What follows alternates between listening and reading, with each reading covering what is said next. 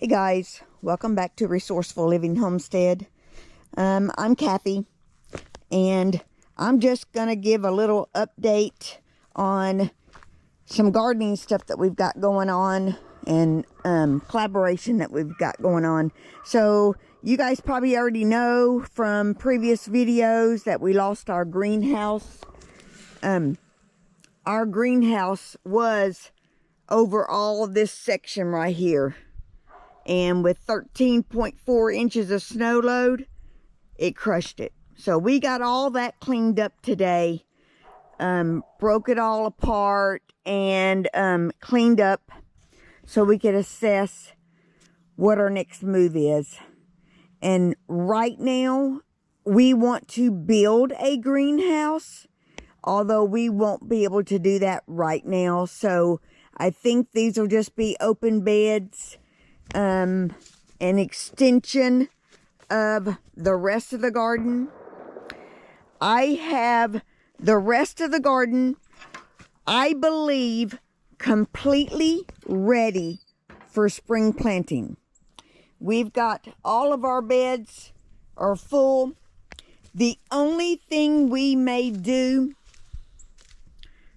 is if we can get some mushroom compost, then we may top off the top of these beds with mushroom compost, because there's so much straw in with the rabbit manure that I'm afraid it's gonna be a little difficult to plant. Now, some of these beds have a combination of soils and stuff mixed, and I didn't need a lot of rabbit manure, but we still have a couple months.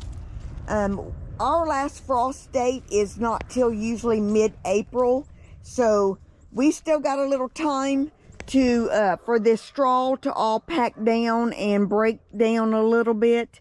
But if we need some mushroom compost, we will get some. This bed, we still need to add a little bit more rabbit manure too. Now, I did come out here and I planted some onions. I had gotten my onion starts from Dixondale Farms, and I hope I didn't wait too long to get those planted. This bed has onions.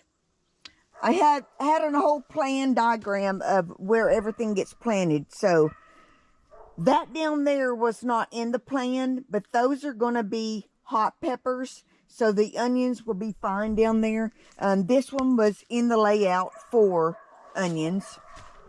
And then over here, what used to be the greenhouse, this bed, I already had onions planted in there. I added some more onions to this bed for a full bed of onions. And there's yellow onions, red onions or purple onions, and white onions. So it's all just mixed. I have a lot of onions, so I will need to find some more space to plant onions, because originally this was going to be the greenhouse, of course, and outside here was going to be garden beds just like these, but round. We're going to be out here. And then Brian was going to build me a she shed right there to keep all my potting pots and all that in. Well, we can't build the she shed, garden shed, because we're going to need to get behind it when we build a greenhouse right here. We can't get a greenhouse kit because the span across these beds is like almost 9 feet. So we'd have to get a 10-foot wide greenhouse. In order to get a 10-foot by 20, it's way out of our budget. So that's not going to happen. I had already grown cabbage in the hydroponic and had that out here, and we had it in the heated greenhouse.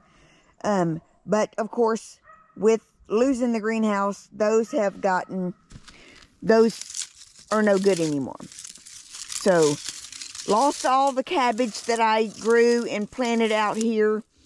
The lettuce is half of it still surviving. I'm hoping it will survive. So I started all this lettuce in the hydroponic and transplanted it out here. Some of it is not doing real good. This is all crusty and not doing good. So I will have, I've got more cabbage growing in the hydroponic right now, but no lettuce yet. So by the time we're done with the next frost and everything, that's probably going to be gone, and I'll have to start all over with lettuce too. This bed could use some more rabbit manure, so I will focus on this one first so I can get some more stuff growing in here. Okay, now we're going to go inside. And so we had to take down all the grow lights and the watering system that was in here. So all that will have to be redone to suffice for sprinklers inside, the irrigation inside the beds. Instead of in the greenhouse, we had misters from above. So we got all that taken apart and down. So we're going to go inside and I'll show you the update on the micro-dwarf tomatoes. Okay, now we're in here at the hydroponic. Been doing some up-potting in the hydroponics, from the hydroponics. So we're going to get a little update on the micro-dwarf tomatoes. That is, those down there are the micro-dwarf tomatoes, and this big one over here. And they're doing really good. I see what appears to be some budding starting to come on. Little bit of budding. By next week, there should be some flowers and possible tomatoes before long. So anyway, I had to up pot those. I couldn't just up pot them in these smaller pots. They had to go bigger because they were so big, and they are loving it in here in this grow tent. Then I've got the artichokes growing right there.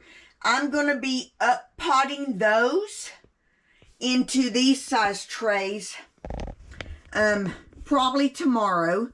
I've got some beets, some Ruby Queen beets growing in here that I started in the hydroponic and potted those yesterday, and my golden acre cabbage I up potted. Those, I started all those in the hydroponic. So anyway, those are looking good. So anyway, micro-dwarf tomatoes collaboration with Gail at Gail Southern Living and Carol with Broke But Bountifully Blessed. This is my week, guys, I think it's week 13.